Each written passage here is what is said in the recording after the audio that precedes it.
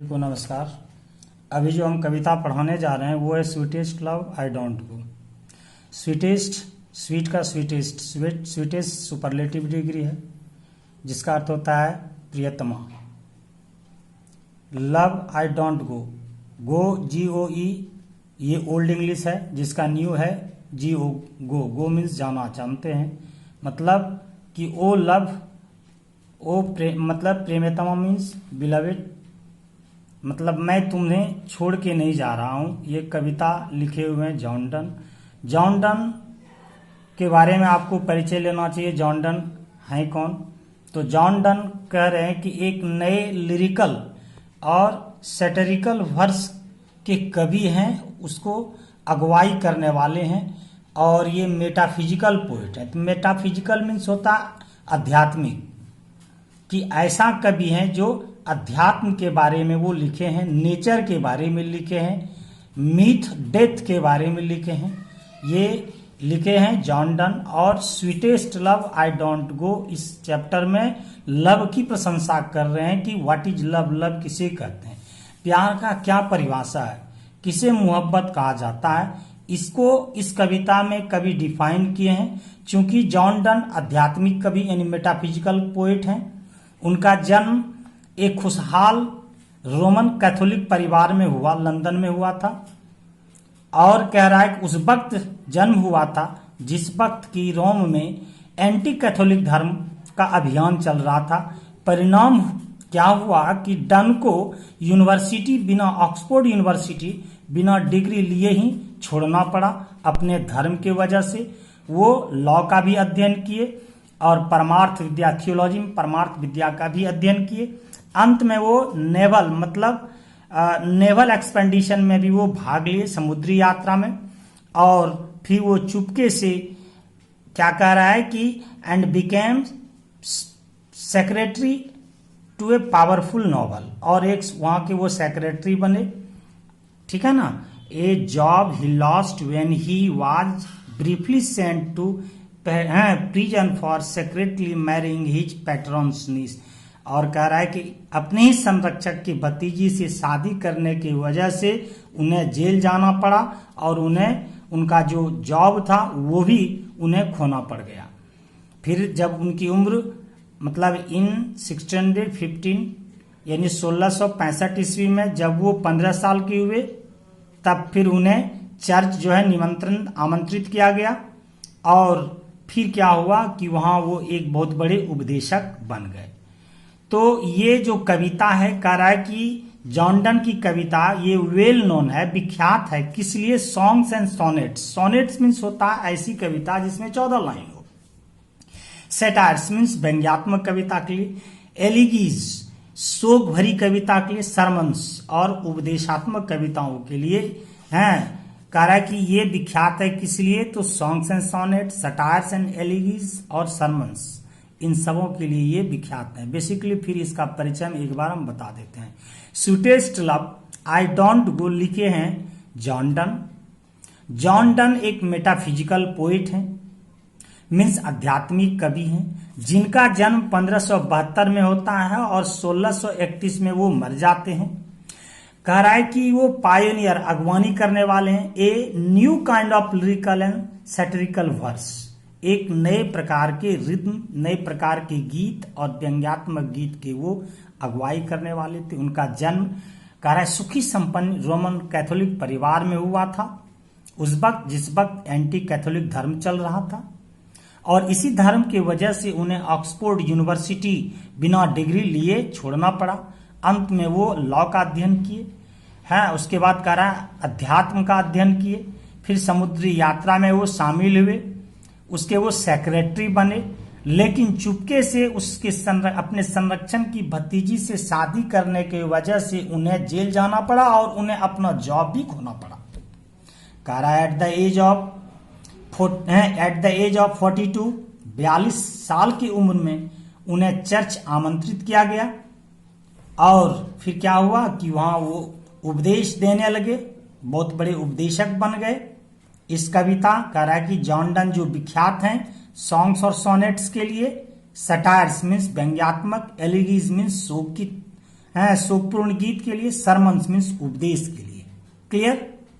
तो आपको ये परिचय आपको मिल गया स्वीटेस्ट लव के बारे में कि जॉन डन कौन सा पोएट थे, किस लिए ये विख्यात थे। अब बेसिकली कविता पे देखिएगा, कह रहा है yours is very loving family. स्वाभाविक है, सबका परिवार बहुत लविंग होता है। यू ऑलवेज, कह रहा है you have always love together, और आप लोग, कह रहा है यू हैव ऑलवेज, कि आप लोग साथ साथ हमेशा परिवार के साथ रहते हैं।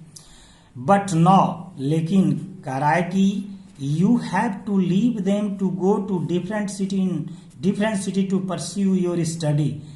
बट, लेकिन यू हैव टू लीव, तुम्हें छोड़ना पड़ता है, देम अपने परिवारों को, to go to different city, भिन्न भिन्न सिटी को जाने के लिए। क्यों?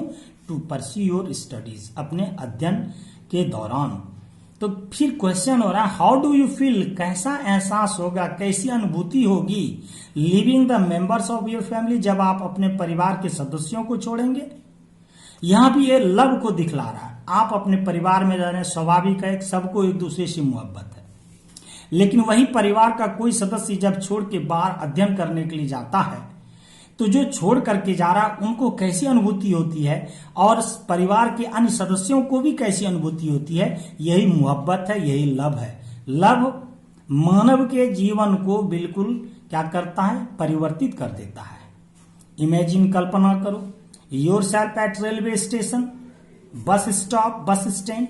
कल्पना कीजिए कि आप रेलवे स्टेशन पे या बस स्टॉप पे हैं, to see off your younger brother sister, अपने छोटे भाई या बहन को छोड़ने के लिए उस स्टडीज इन बैंगलोर, जो बैंगलोर में अध्ययन करते हैं या करती हैं।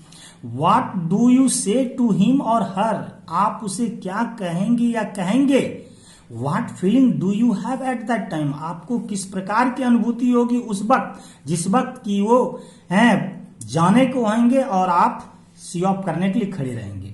तो ये दोनों के बीच जो दिखा रहा है वही लव है, जिसको कि हम देख नहीं सकते, अनसीन है, अनटच्ड है, लेकिन फिर भी हम लोग एक दूसरे से बंधे हुए हैं, यही लव है। तो इस कविता में लव के बारे में बता रहे हैं। इस लव के बारे में ये अपने हैं बिलवेड के बारे में बता रहे हैं कि जो पार्ट होते हैं, वियोग जो होता है, किस प्रकार की अनुभूति होती है।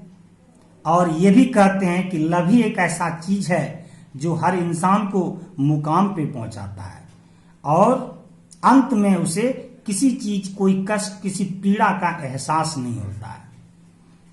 Sweetest love I don't go, कविता पे मैं चल रहा हूं।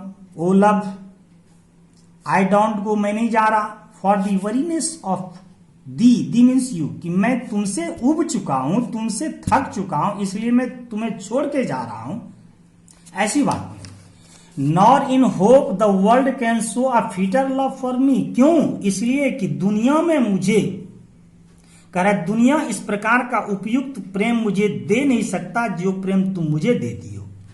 बट सिंस दैट, लेकिन याद रखना, I must die at last, कि एक ना एक दिन मौत तो होगा ही।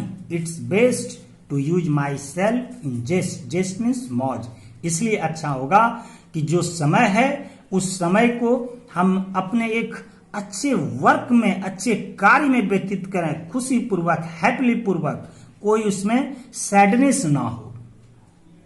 तो ये आपका पहला पैरा, 10 बाय फेंट डेड टू डाई, और अंत में क्या होगी, अंत में हमें फेंट मीन्स मुरझा, और फिर हम मूर्छा, और फिर हम क्या हो जाएंगे, हैं मौत के, हैं फिर हमारी मृत्यु हो जाएगी। तो पहला पैरा में जो बता रहे हैं, पहला पैरा बता रहे हैं कि ओ लव, मैं तुमसे ऊब नहीं चुका हूं, इसलिए मैं तुम्हें नहीं छोड़ रहा हूं, क्यों? मुझे उम्मीद है कि दुनिया ऐसा लव मुझे दे नहीं सकती जो तुम दी हो।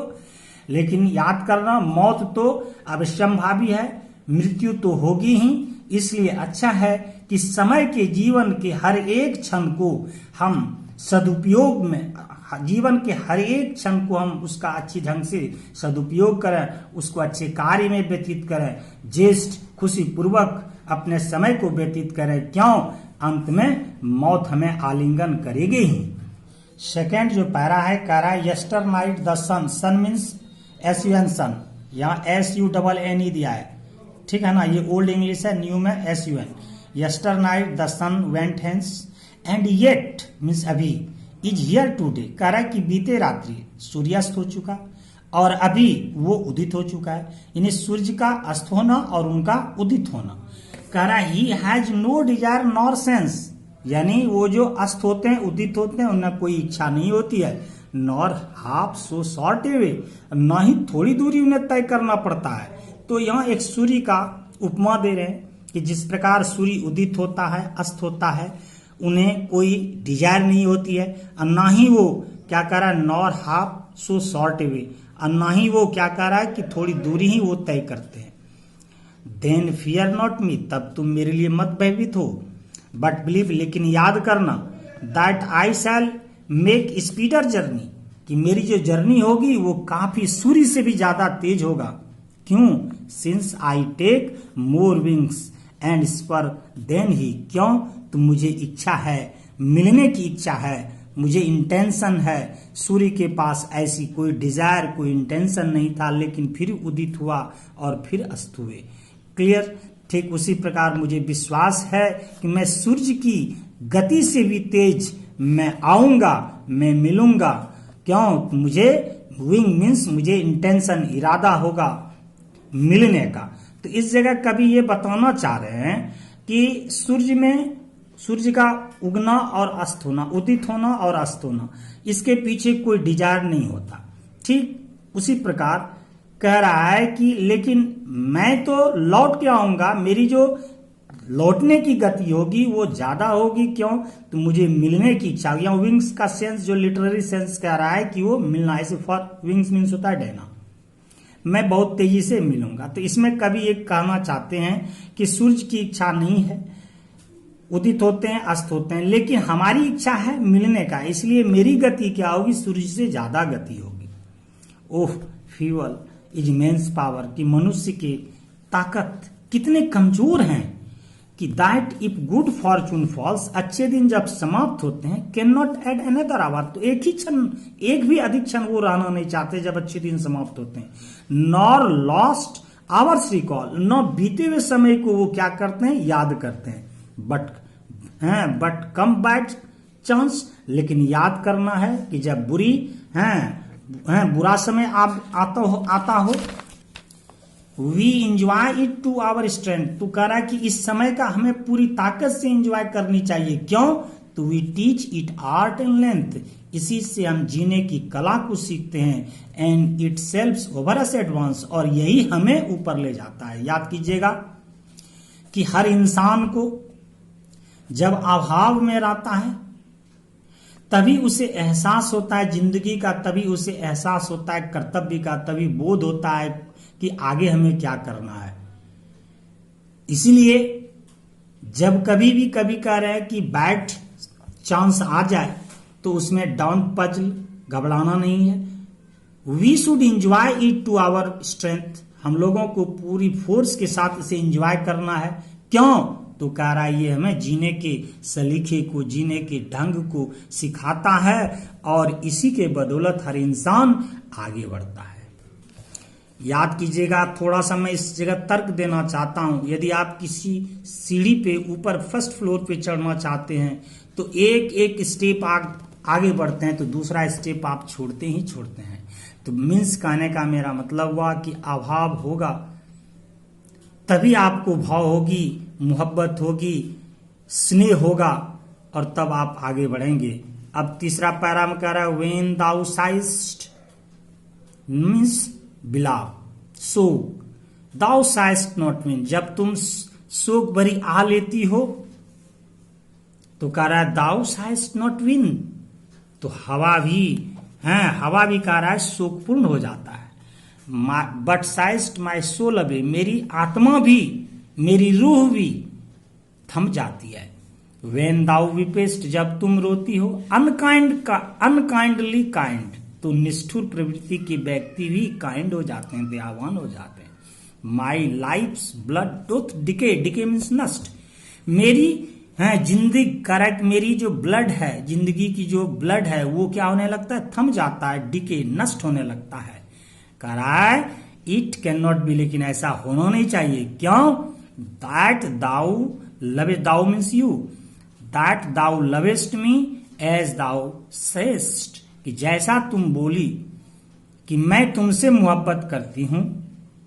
कह रहा इफ इन दाइन माई लाइफ दाउ वेस्ट, यदि तुम एक बार मोहब्बत कर लो मेरी जिंदगी में तो मेरी बर्बाद हुई जिंदगी सुधर जाएगी। Thou art the best of me, और मैं अच्छा से अच्छा परफॉर्म कर सकूं। कह रहा let not thy divining heart, divining means भव्य, heart forethink me any ill, मुझे विश्वास है कि इस भव्य आत्मा मेरी कोई बुराई नहीं सोच सकती। डेस्टिनी में टेक दाई पार्ट, भागी को अपना काम करने दो। एंड में दाई फुलफिल्स, फियर्स फुलफिल्स, भय आते जाते हैं। बट थिंक, लेकिन याद रखना, we are but turn together to sleep, हम एक दूसरे के लिए ही बने हुए हैं। और क्या करें? They who one another keeps alive never parted भी, वो जो प्यार को एलाइव रखे, जीवित रखे, प्यार उससे कभी छोड़ नहीं सकता।